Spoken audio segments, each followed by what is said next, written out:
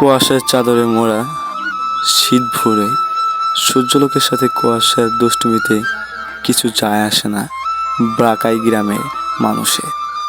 কৃষি প্রধান বাকাই গ্রামের মাটি খুব উর্বর, নানান রকম ফসল ফলে ঋতুতে ঋতুতে। শীতের শিশির সিক্ত শস্য গাছেরা যেন হলুদ শাড়ি পরা রূপসী, চোখ জোড়ায় মন ভেজায় রঙের রূপে।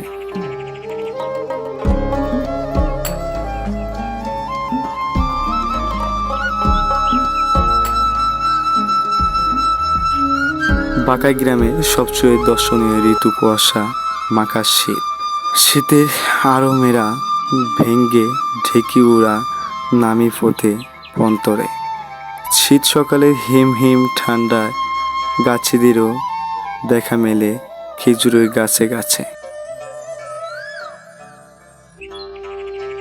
গাছে পেতে রাখা হাঁড়িতে খেজুরের রস জমে সারা রাত ধরে।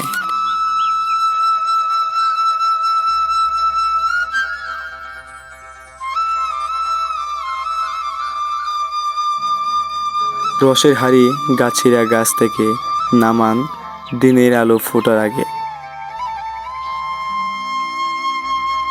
খেজুরের মিষ্টি রস পাখিদেরও প্রিয়।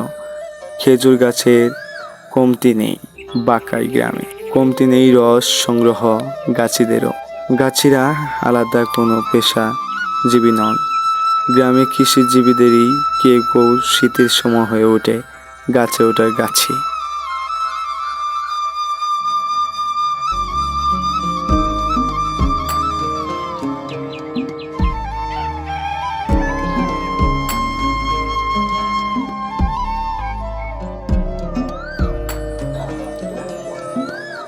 গাছিদের সংগ্রহ করার বেশিরভাগ রস দিয়ে গুড় বানানো হয়।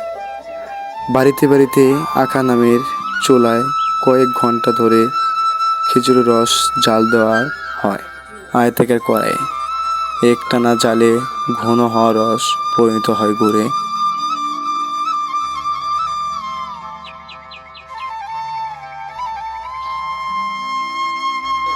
গুড় তৈরির এই আয়োজন বাকাই জীবনের সংস্কৃতি অবিভাজ্য এক ধারা।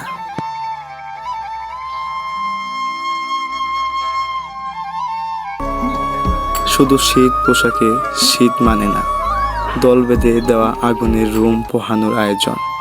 শীত সকালে শীত তাড়ানোর ঐতিহ্যবাহী একজন এখনো টিকে আছে বাকাই গ্রামে। শীত অপেক্ষা করেই ঘরে গিসার শাড়িদের কাজ শুরু। আমি আরজে রবিউল হাসান আপনাদের মাঝে বাকাই গ্রামের কিছু প্রাকৃতিক এবং বাকাই গ্রামের মানুষরা শীতের দিনে কীরকমভাবে চলাফেরা করে তার কিছু ফুটেজ তুলে ধরলাম। আশা করি সবারই ভালো লেগেছে। ধন্যবাদ। আবার দেখা হবে নতুন কোনো ভিডিও এবং নতুন কোনো গ্রামের ঐতিহ্যবাহী কিছু ঘটনা নিয়ে।